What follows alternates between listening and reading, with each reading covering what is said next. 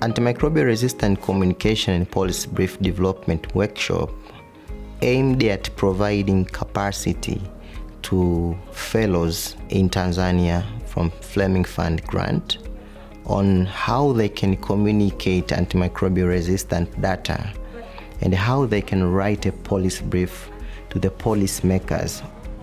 AMR is a new, especially in developing country like Tanzania. So if you look on our animal health policy and public health policy was not included.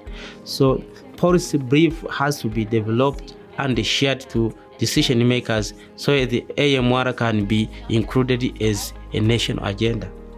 This training, especially on the communication policy brief, really it has an impact because first of all, it has incorporated something called One Health approach.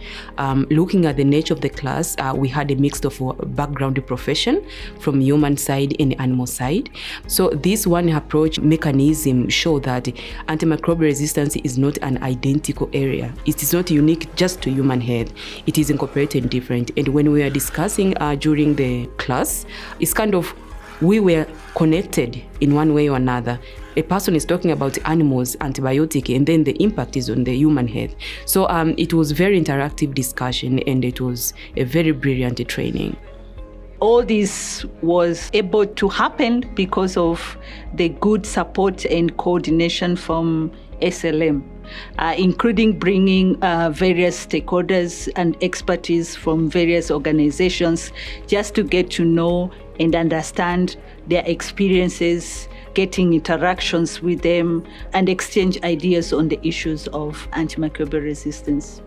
We as technical and scientists, we have data, and this workshop have taught and have filled the gap of the technical to convince the policymakers and other leaders on fighting the AMR.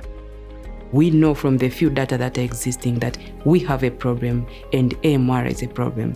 So through this training, I'll be a champion to tell people that there is a problem and we need to take action.